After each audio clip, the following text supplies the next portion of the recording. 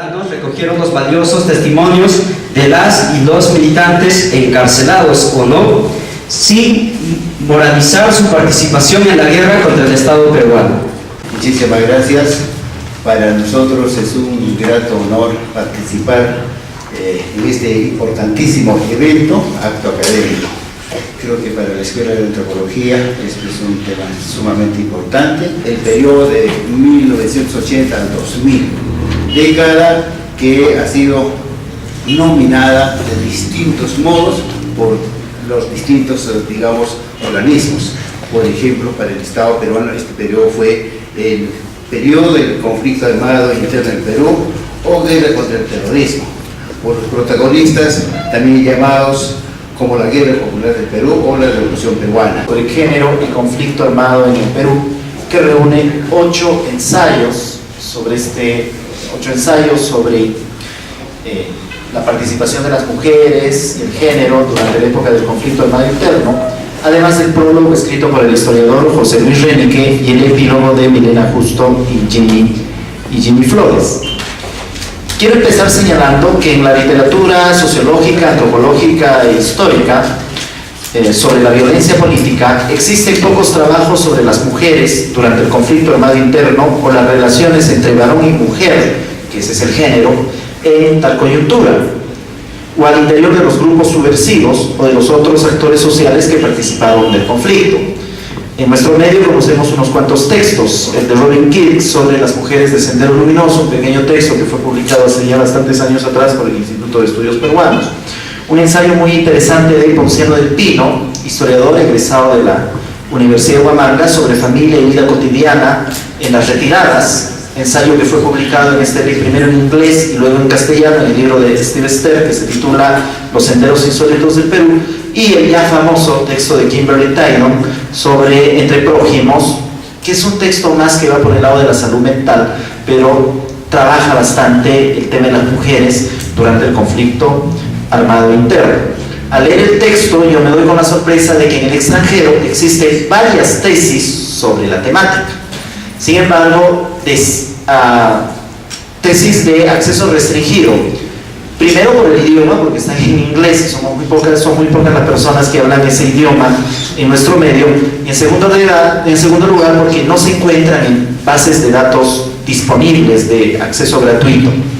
Por lo tanto, este texto, Género y conflicto armado en el Perú, es bastante innovador, puesto que nos ofrece una mirada distinta del conflicto armado interno, ya que se centra en las relaciones de género y en la participación femenina en los grupos subversivos, algo que casi no se había trabajado o no se había descuidado. Digamos, en el caso peruano, el 80% de la producción académica sobre Sendero Luminoso, el MRTA y el periodo de la violencia política está centrado más que todo en los varones, los líderes, los dirigentes, la masa de combatientes, varones, y muy poca atención se le ha prestado a la participación de las mujeres. En ese sentido, el texto es bastante interesante y bastante innovador. Lo que quiero hacer a continuación, después de mencionar esto, es una suerte de mirada panorámica del contenido del texto, resaltando un conjunto de ejes o variables que aparecen acá y que me parece que son muy interesantes, además que son ejes y variables que articulan o organizan los 8 ensayos reunidos en él. Y en segundo lugar quiero hacer una suerte de ping-pong entre 2 ensayos que me parecieron bastante interesantes, o los demás ensayos también son interesantes, pero estos 2 me parecieron muy sugerentes. El ensayo de Aló Uné sobre Augusta Latorre y el movimiento femenino popular, y el ensayo de Antonio Zapata sobre Elena Iparraguirre. Empecemos con lo primero. Un aspecto central y común a todos los ensayos del libro es el de decantar la agencia de las mujeres, entendida esta como la capacidad que tienen para decidir autónomamente su participación en el conflicto armado interno, en los grupos subversivos, sin necesariamente formar parte de relaciones de subordinación.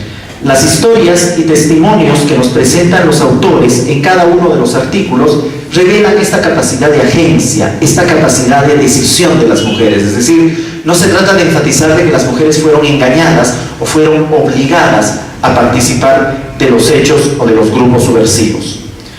Por ejemplo, en el primer ensayo, Dietrich Ortega precisa que las mujeres deciden participar en los grupos subversivos de manera voluntaria. De igual forma, de un modo mucho más enfático, el trabajo de Marta Romero Delgado señala que las mujeres participan de las organizaciones subversivas en términos de cultura y experiencia política, porque tienen una suerte de experiencia política y porque sienten cierta sensibilidad social. Esa es su propuesta principal. Y Antonio Zapata, en su ensayo sobre Eleni Parraguirre, refiere que ella ingresó voluntariamente a Sendero Luminoso por su convicción ideológica y su voluntad política, y por la creencia de que con la acción violenta podía transformar el orden de las cosas.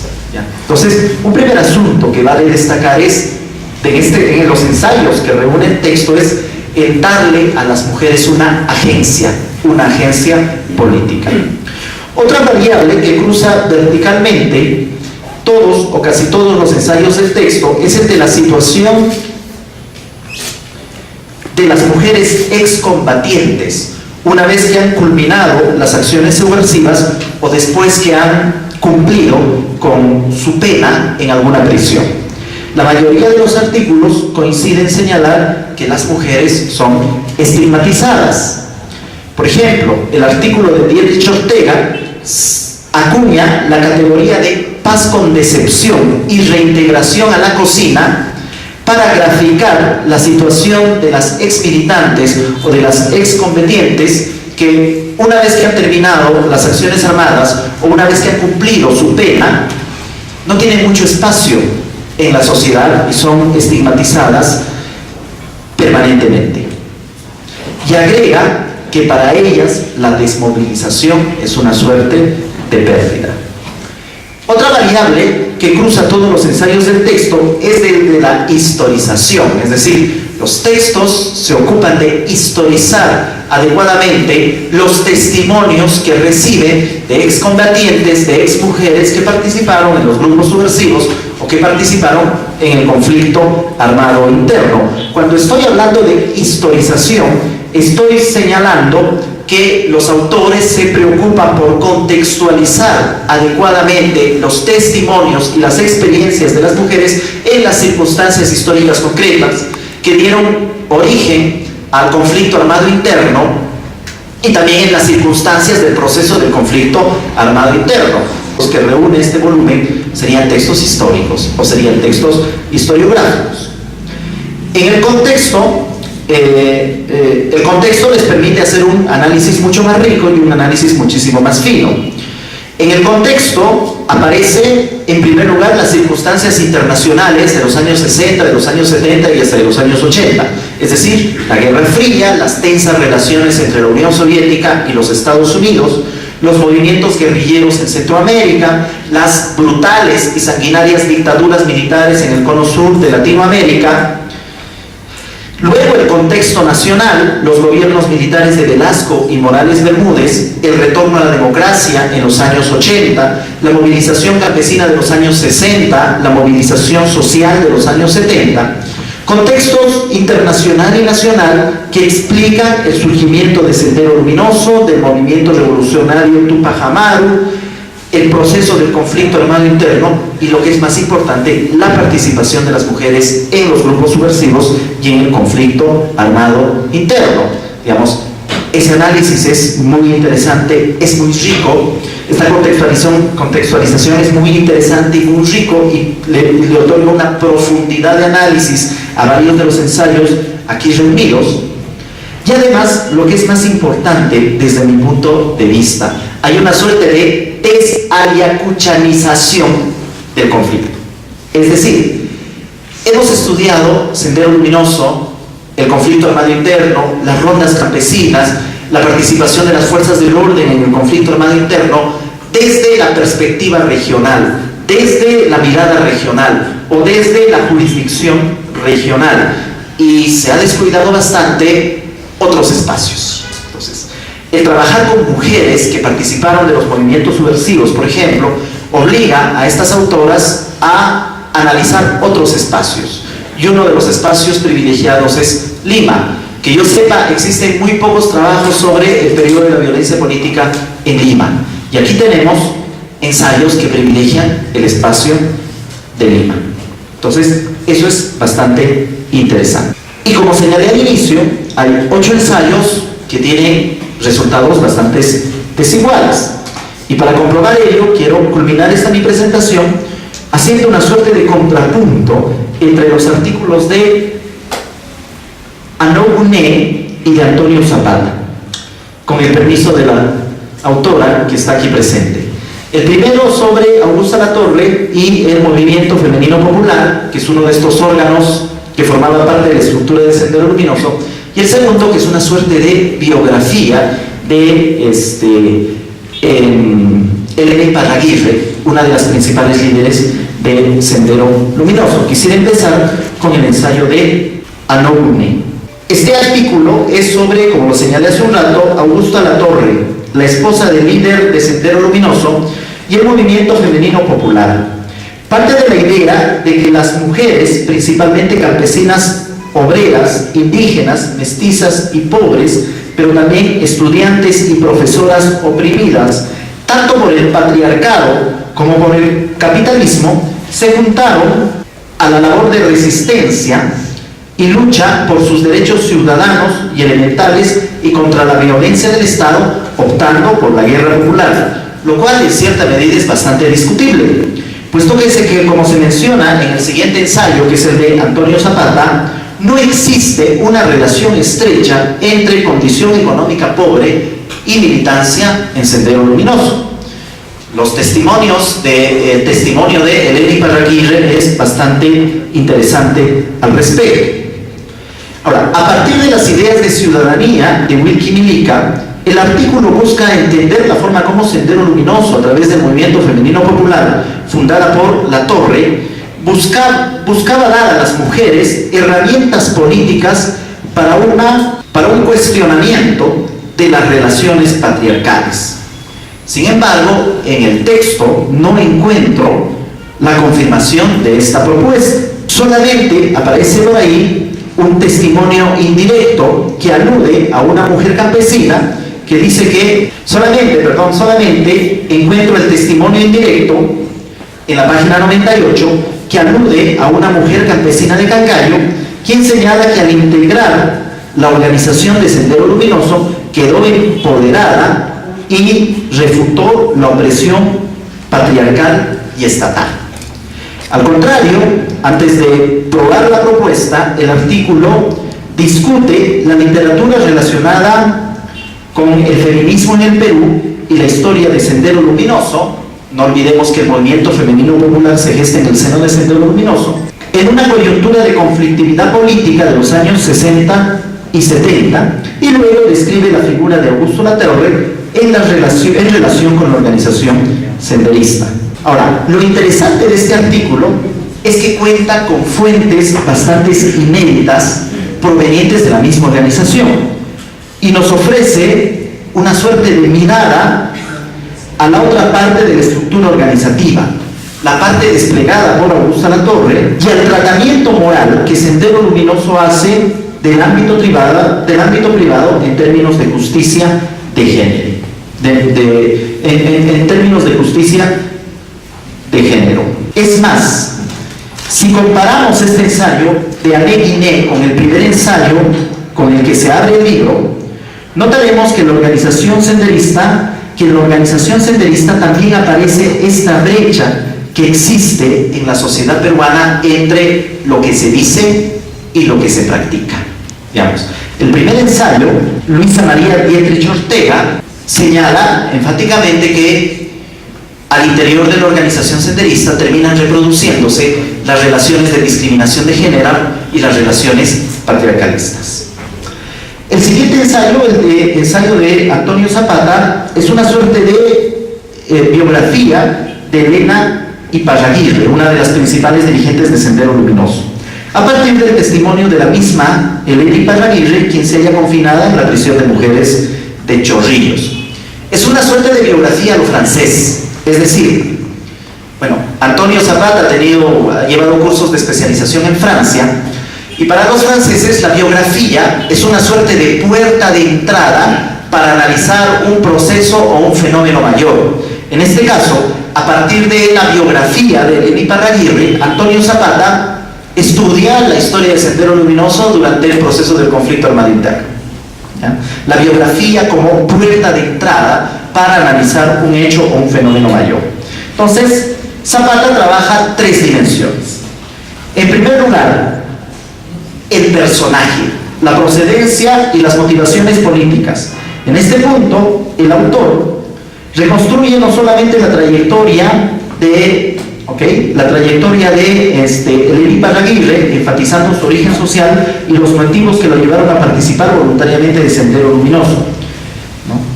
Es interesante porque Iparraguirre proviene de un hogar de clase media, acomodada, con aspiraciones que en el corto plazo se materializan. Entonces, nuevamente, esta relación entre situación económica desfavorable y participación en Sendero Luminoso no es una variable ni tampoco es una relación que se confirma. La segunda parte o la segunda dimensión, en la segunda parte o en la segunda dimensión del artículo hay un estudio sobre la cúpula de Sendero Luminoso, su sistema de discusión y la toma de decisiones. En esta parte el autor encuentra una descentralización de planes en la estructura de Sendero Luminoso entre el comando central y los comandos de base, que permitió su sobrevivencia, pero hizo que la guerra interna se desplegase y anulase las responsabilidades en torno a la violencia que se desplegaba.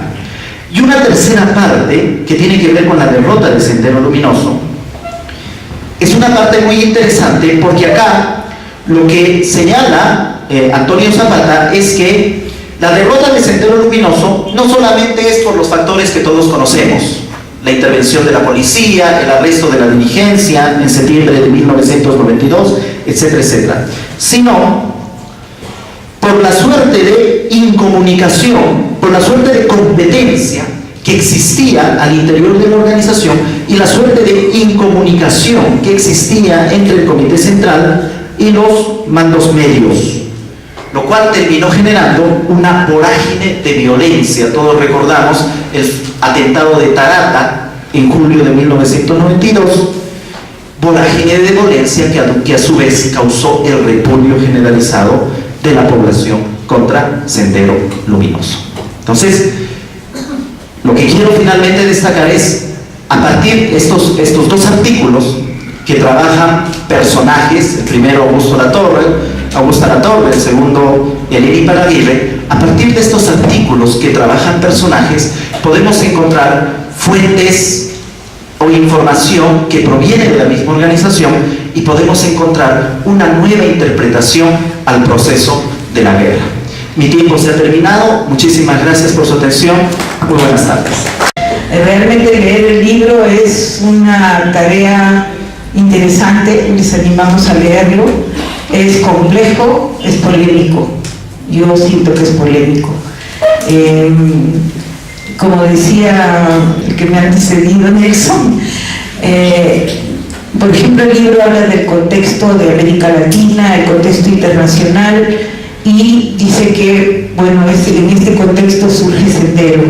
Analizando un poco la situación que se vivía en esa época, es verdad, había la revolución cubana, la revolución nicaragüense, la violencia en El Salvador, y eran todos movimientos contra dictaduras que se habían apropiado del país. En el Perú el contexto es totalmente diferente. En el Perú había habido la reforma agraria, se habían eliminado los latifundios y también había habido gobierno militar de diferente corte que en el resto de América Latina y se había convocado a elecciones. O sea, la primera acción de Sendero es justo contra las elecciones, ¿no? Contra la participación democrática. Hace un análisis de una situación revolucionaria que nadie veía, o sea, no se veía esa situación revolucionaria. Sendero la inventa y toma las armas y asume esa acción violenta, ¿no? Elena Iparraguirre en el libro dice que ellos consideraron que era una situación revolucionaria. Consideramos que la propuesta de Sendero fue forzada, fue una propuesta no en un momento adecuado ni de una manera adecuada, o sea, realmente trajo mucha violencia. Sendero se adhirió al maoísmo, el maoísmo que tiene toda su estrategia con crueldad, barbarie y violencia, como ocurrió en China. En China, Mao mató a su propia gente. Y increíblemente Sendero empieza acá la revolución que él dice, la revolución de Mao, cuando ya Mao había fracasado en China.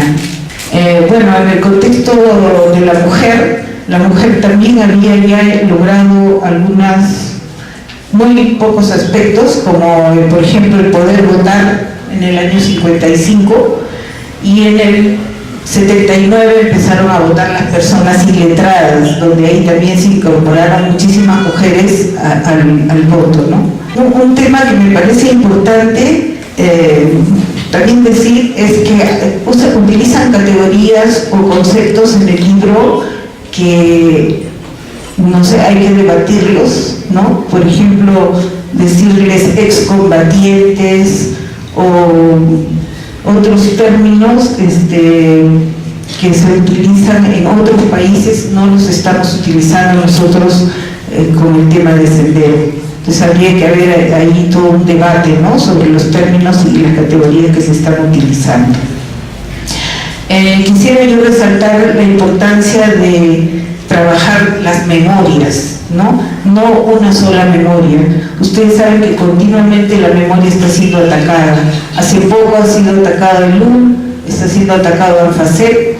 O sea, hay una memoria salvadora, una memoria oficial que se quiere imponer y que es más en la memoria del ejército, de los militares, ¿no?, del gobierno. Entonces es importante que existan espacios como donde se puedan escuchar a los diferentes actores de la guerra.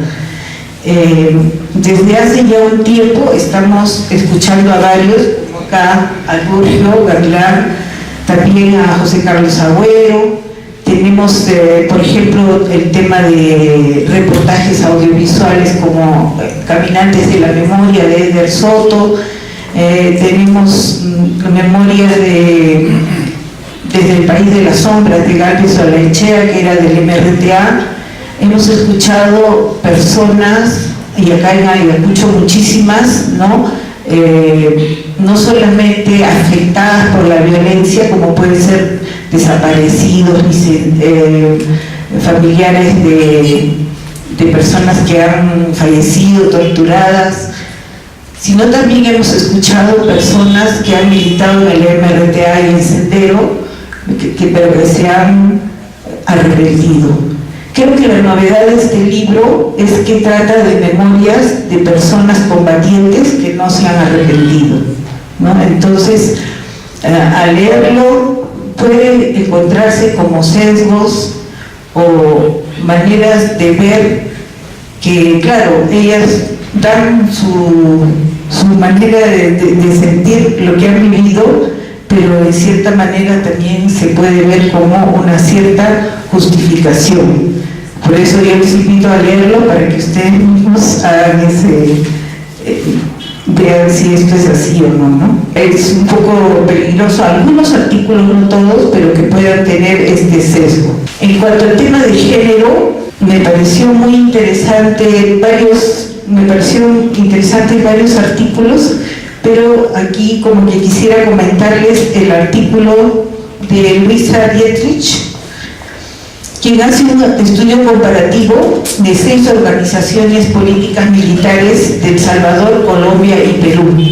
En esas comparaciones, ella llama la atención sobre algo que ya dijo Nelson, ¿no? ¿Por qué las mujeres, después del conflicto, consideran la paz como una decepción, ¿no? ¿Por qué tiene que volver a la cocina, dicen, ¿no? O sea, ella hace ver que, o sea, se pregunta, ¿no?, ¿Qué puede haber ocurrido en las relaciones de género durante la guerra para que piensen de esta manera?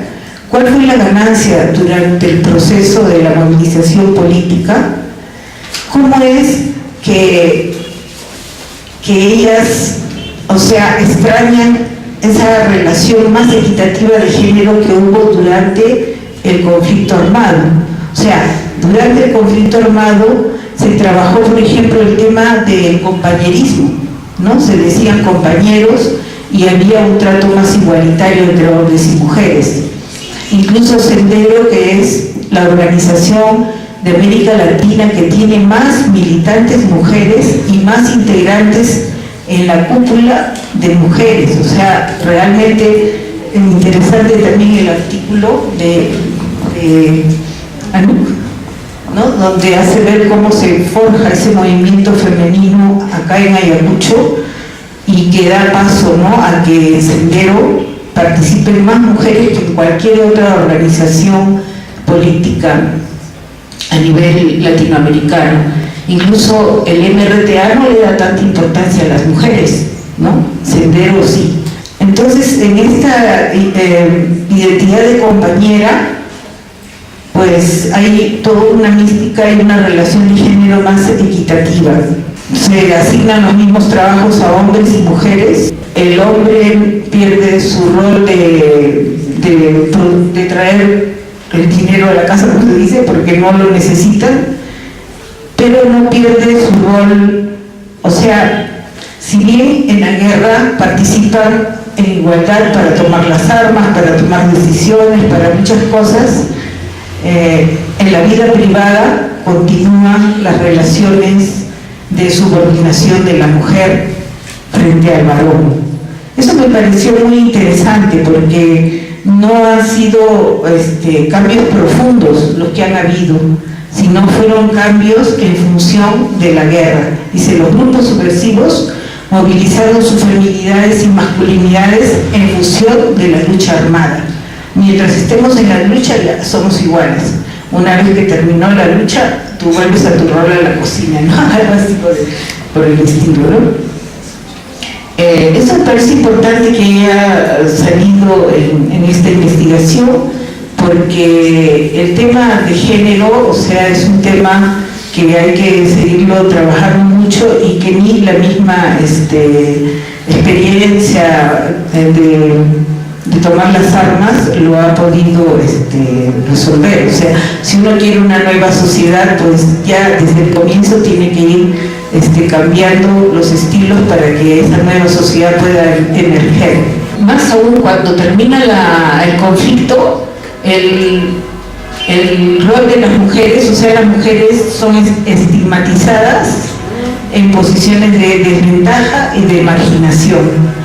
No pueden participar políticamente en la escena pública, algunas pagan sus años de cárcel, pero existen estructuras que marginan a las mujeres. Por ejemplo, nosotros sabemos ya cuántas senderistas mujeres han salido de la cárcel y no les permiten ni vivir en un barrio. O sea, ya pagaron, se supone, sus años de cárcel, pero van a querer vivir y las expulsa, las bota, la sociedad no las acepta. Entonces ahí también hay un vacío, porque si ellas ya han pagado lo que la ley ha dicho, entonces tendría que haber mecanismos para que se reintegren a la sociedad, pero ni la cárcel es un lugar de rehabilitación, ni la sociedad está preparada para recibirlas. Entonces ahí hay preguntas que salen del texto que me parecen muy interesantes. Luego les ofrecían protección y después las invitaban a la lucha armada, ¿no? Para buscar un poco de paz y entraban más a la violencia. Hay, por ejemplo, algunos temas que no estoy muy de acuerdo, que tendríamos que ver comparar con otros estudios, pero por ejemplo, Elena Iparraguirre dice que Sendero no incurrió en violaciones sexuales, y ella lo dice porque en sus mandos salían más mujeres. Más bien se trataba de libertad sexual. Lo mismo dicen los militares. Por ejemplo, en Manta, en Huancavelica, cuando han violado a tantas mujeres, las han obligado a ser sus concubinas, También dicen, no, era libertad sexual, ¿no? Pero nosotros sabemos que no es así. También hay una denuncia fuerte en el libro sobre cómo el mando de Sendero, que la mayoría eran mujeres, o sea, ¿por qué deciden estas cosas, no? Deciden que los presos se levanten en los penales, y esos presos se levantan y saben que van a hacer no va a dejar el gobierno que los presos se levanten y queden todo tranquilo, ¿no es cierto? Entonces en el libro dice, prácticamente llevó a su gente a la matanza, porque el Estado los reprime y los mata, ¿no? Y el mismo Sendero induce a un genocidio en el que muere su gente. Entonces el valor de la vida realmente no valía mucho. Toman la lucha armada las mujeres en lugar de entrar a un partido legal de izquierda. Eso se plantea Camille Boutron. Y ella dice que los partidos que estaban en armas las invitaban, las buscaban, mientras que los partidos de la izquierda formal estaban todos dirigidos por hombres y no estaban muy de acuerdo con el movimiento feminista que estaban haciendo y consideraban marginal el compromiso político de las mujeres, y más aún que veían que tenían compromisos familiares que las podían distraer de las acciones que tenían que hacer. Los movimientos sociales progresistas reprodujeron en el interior el machismo y las dinámicas de opresión de las mujeres. Las mujeres huían de la violencia familiar o del abandono. Bueno, todo esto nos hace ver que no existe una sola verdad, que hay muchas verdades, hay muchas experiencias diferentes y que es bueno escucharnos y tener también una actitud crítica frente a lo que escuchamos. Por ejemplo, también escuchamos a las personas de Sendero que estuvieron, a estas mujeres de Sendero que estuvieron en la cárcel. Ellas han producido violencia, pero también han recibido violencia. Ellas han estado en las cárceles y han sido torturadas, han sido violadas, han sido sometidas a muchos vejámenes. Entonces, esto tampoco se vuelve a repetir esto que decía José Carlos Agüero, ¿no? Donde no hay esa línea clarísima entre víctima y victimario, ¿no?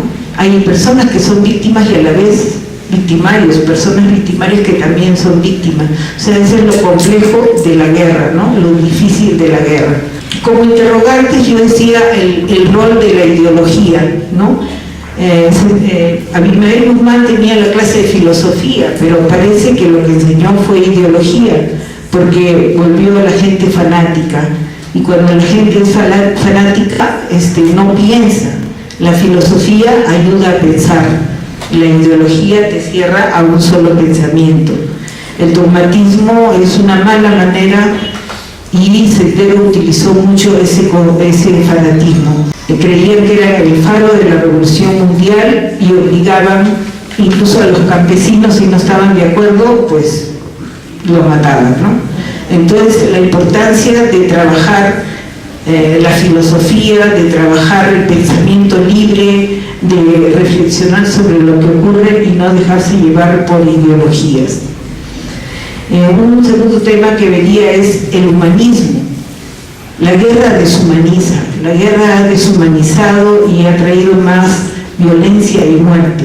Es verdad que, por ejemplo, a las personas que han estado en armas, la comunidad nacional o la población las trata como un mal, como yo les decía, no las dejan ni vivir en un barrio, ¿no? Entonces, eso también es deshumanizante. O sea, ¿cómo humanizamos a estas personas que han tomado las armas? El libro creo que trata de eso, de humanizar a esas personas, de ver sus motivaciones, de ver que también tenían familia, que también tenían anhelos, que también tenían una vida personal, y también que si salen de la cárcel pues tienen que reintegrarse de una manera digna. Entonces ahí falta humanizarnos nosotros mismos y humanizar la sociedad. En cuanto a lo de la memoria, en el libro yo notaba que había también algunas críticas así a la CBR, ¿no? Como que la CBR tiene un pensamiento hegemónico, algo así.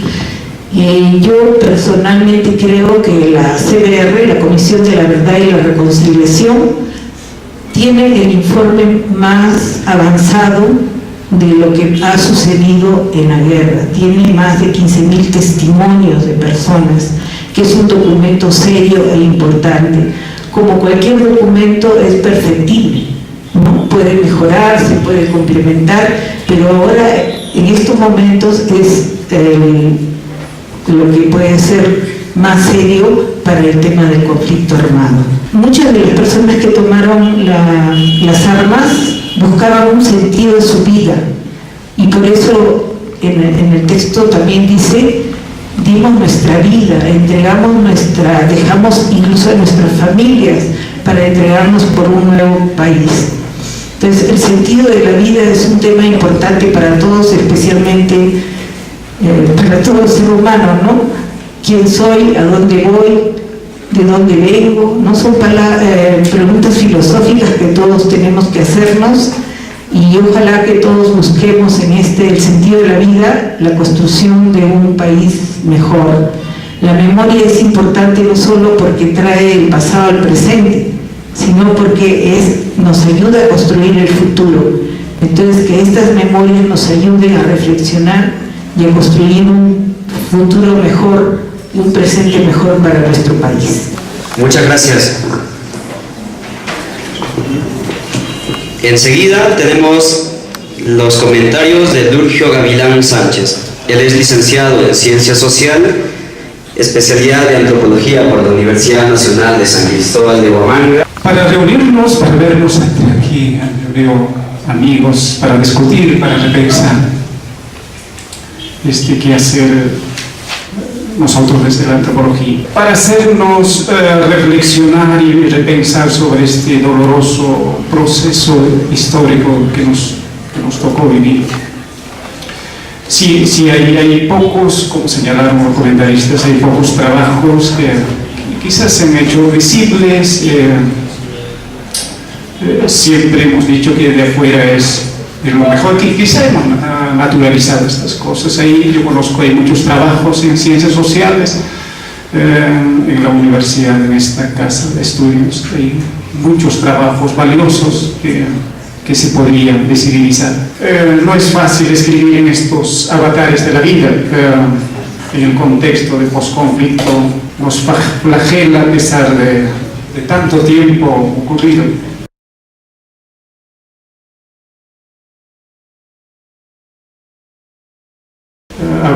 José Watanabe en su poema dice: como un río invisible. Estos lugares de memoria están en el cuerpo de las personas, viajan en el cuerpo de las personas. Por eso digo que parece que el miedo nos ha vencido. Entonces el enemigo es nuestro miedo. Por un lado, ese alguien que nos vigila, con 1000 ojos y 1000 oídos para medir nuestras palabras. Andamos cuidando qué hablar o qué callar, para ver si alguien está disfrazado para escucharnos de cerca o no. El miedo nos ha cegado el análisis crítico también. Las historias de las mujeres aparecen como vidas superficiales. El dolor, la ira, la venganza corre como ese río subterráneo. La violencia marca, deja cicatriz en las personas que viven en la cotidianidad después de la guerra. Y entonces el cuerpo es desmembrado, el cuerpo es pulverizado, el cuerpo es casi reducido a la nada. Sí, ¿por qué surgió el conflicto armado? ¿O cómo participan las mujeres? Pues hay un contexto internacional, pero también hay un contexto peruano. Más allá de esto también hay contextos regionales. Lo que pasó, las experiencias en Lima y en Ayacucho es distinto. En este texto encontramos voces, evidencias de las peruanas que decidieron incorporarse al movimiento que se llama Insurgencia, del Partido Comunista Peruano Sendero Luminoso y el IMRTA. Varios textos que forman la obra, extraordinaria. Ninguna investigación es acabada, como señalaron. es para discutir, es para hablar, para repensarnos nosotros mismos también. Y por otra parte, la estigma es tremenda. Las historias son silenciadas, son satanizadas. En ese contexto discutimos nuestras investigaciones para ese desarrollo. Los que tienen el poder en sus manos desde cualquier lado utilizan para su conveniencia. Es necesario mantener vivo al enemigo, inventar al enemigo cada vez que sea necesario. Por eso es necesario dejar en claro que se llame guerra, conflicto armado o otro, etcétera, o que las fuerzas armadas causaron menos muertes o que Sendero Luminoso más, todas son nocivas, nos hacen tanto daño, todas son letales. Veo que la punta del fusil hace tanto daño a los más pobres. Y por eso yo valoro mucho este texto académico, la reunión de varios tipos de lentes, desde donde se escriben desde los lentes de sociólogos, los politólogos, historiadores, psicología, comunicador, del verso, la poesía. Eso creo que no nos falta, reunirnos de interdisciplinario, sentarnos y conversar. Esto es importante porque nos permite entender mejor el problema. Para escribir este texto recogieron varios sus testimonios de los militantes, encarcelados o no, sin llegar a moralizar su participación en la guerra contra el Estado peruano. El libro nos muestra más matices que lo que habíamos o conocemos hasta. La conversación, más allá de una entrevista formal que privilegiamos en antropología nosotros, la conversación, un ámbito también comparativo también, vamos comparando, que valoramos mucho en antropología, como esa fuerza cultural, y necesitamos comprender más allá de lo nocivo que sean estos conflictos sociales, cómo podemos entender más allá de estos mitos que están tan normalizaciones, por ejemplo, estas mujeres son sanguinarias, o mujeres de Abimael, Guzmán, ¿cómo podemos pensar más allá de esto? Y quiero resaltar sobre agencia, que también comentamos, está en todas partes del texto. Decía antes de esto de la agencia, decía en el texto, en una parte del texto, dice, tiene orígenes en una historia postcolonial caracterizada por profundas desigualdades sociales, económicas y culturales. Eso se señala y se comienza esto, las causas principales para este surgimiento de Sendero Luminoso. Es verdad. Quizá uno podría decir que quizá desde el comienzo de la historia de la humanidad, y nos acompañará mientras haya. Y hay otra que hay lo que llama Carlos Iván de Gregory la doble opresión hacia las mujeres. Ser mujer, más empleada doméstica, más mocosa, más ayacuchana, y agregamos más terruca, pues es terrible. Esto también me hace pensar en una etnografía que está realizando Ponciano del Pino y Mariano Aronés. En el texto se dice, pero la idea era hacer entender a las mujeres que no basta que se pongan bravas con sus maridos. Lo que tienen que hacer ellas es integrar al marido en la lucha. Eso. Lo que decía Mariano y Ponciano del Pino en su etnografía, decían que las decisiones políticas pues se discutían en la casa, se discuten en el hogar, y lo que pone la fuerza es la mujer, y esa discusión pues se lleva a la reunión y se ejecuta esa capacidad de agencia. Y sobre Elena Ipaguirre, Antonio Zapata dice cómo puede verse la infancia y la juventud de Elena carecen de elementos traumáticos, tampoco aparecen grandes desgarramientos sociales, ni menos pobreza extrema. Estamos escuchando también las mujeres para la cocina o estas violaciones. Luego puede decir, si una persona, yo me pregunto estas cosas, o podemos preguntar, si una persona, mujer, vive en ambiente de conflicto, de pobreza, ¿Es inevitable que deberíamos terminar en la insurrección? ¿Deberían ser, o sea, las mujeres maltratadas pertenecen a Sendero Luminoso? Parece que buscan esa respuesta. Yo no lo creo, no. ¿Cómo entender personas que viven como la persona que Elena vive en San Isidro? Sin embargo, abraza la causa de los pobres. ¿Cómo podemos explicar esto? Y se me parecía mucho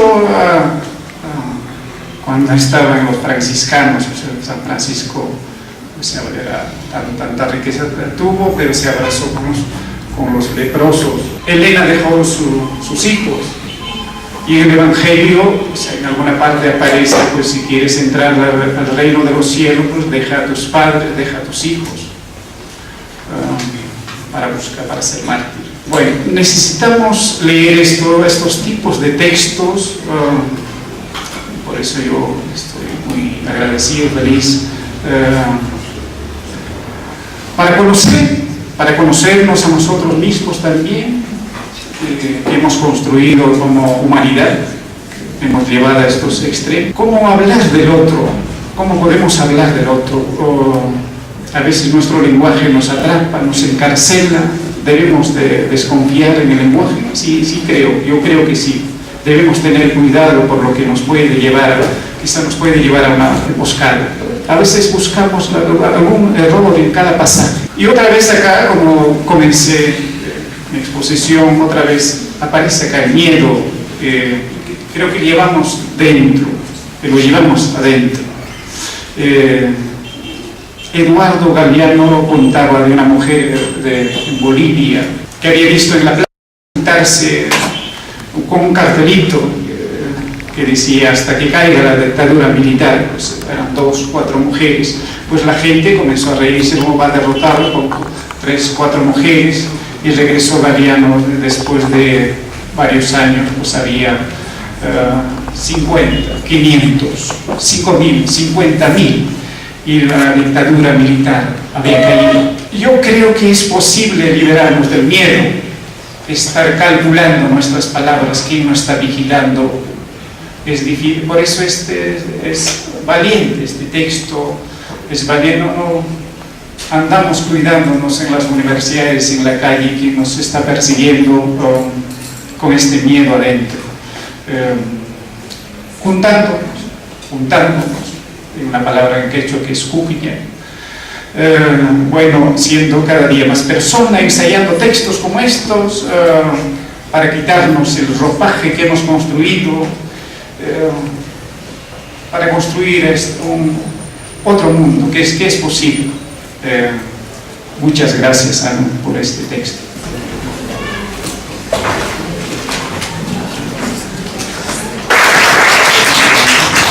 Bueno, es muy importante para nosotros presentar este libro de Ayacucho, porque en 2014 tuvo lugar aquí un coloquio sobre clase y género en el conflicto armado y construcción de la paz, que se dio en la Casa Mateo Ricci. Y estoy viendo muchos profesores de la UNCH esta noche, lo cual me agrada muchísimo. En cambio, en 2014 estuvieron totalmente ausentes. Entonces creo que ha habido un camino recorrido, y porque la convocatoria de ese año fue muy controvertida, como lo es el libro hoy, no es de extrañar, obviamente.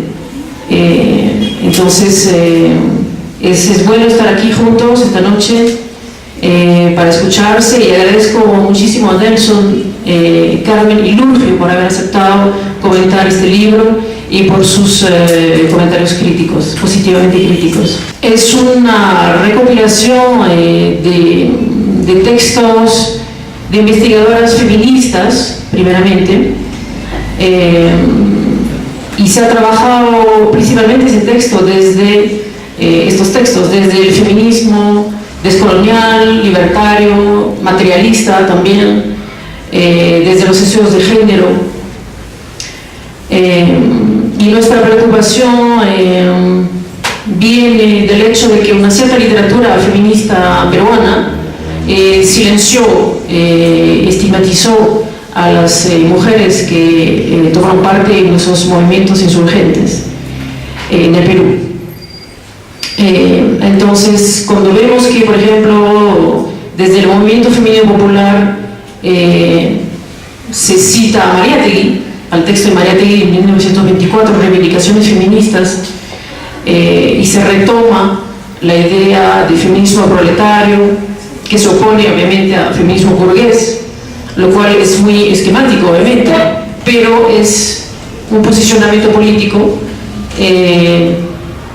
al cual se interesan muchas feministas, muchas investigadoras feministas, desde la antropología, desde la sociología, desde las ciencias políticas, en este libro.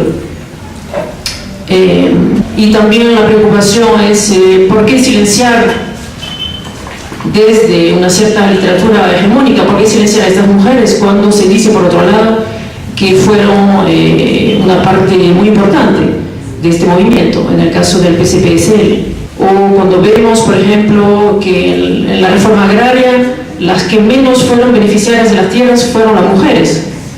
Por lo menos en mi texto trato de articular esto a la acogida que tuvo en un primer momento este movimiento femenino popular aquí en Ayacucho, y recogiendo testimonios orales, ¿no? Recuerdo haber encontrado a Nelson en la biblioteca muy rápidamente en 2012 preguntándole si existían trabajos sobre el movimiento femenino popular, y me dijo: tienes que ir a hablar con las personas, tienes que buscar testimonios orales, ¿no? Y a partir de ahí fui a buscar. No en las cárceles, bueno, fui todos los autores han ido a las cárceles a entrevistar, pero en mi caso no tuve la suerte de poder tener testimonios individuales porque hay un yo colectivo en la cárcel. Y sobre la época del movimiento femenino popular, de los años 60, 70, no tuve la información, una información sólida, me pareció una información bastante superficial. Más bien fuera de las cárceles es donde obtuve más información, la palabra es más libre. Y sí, uno puede encontrar hasta ahora, si las busca, amigas y amigos de Augusta Latorre, porque existen, están en vida hasta hoy y tienen mucho que contar. Mencionarles de que este evento ha sido gracias a la iniciativa del Círculo de Estudios José María Arguedas, la Universidad Nacional de San Cristóbal de Huamanga y también con la presencia de la Escuela Profesional de Antropología Social.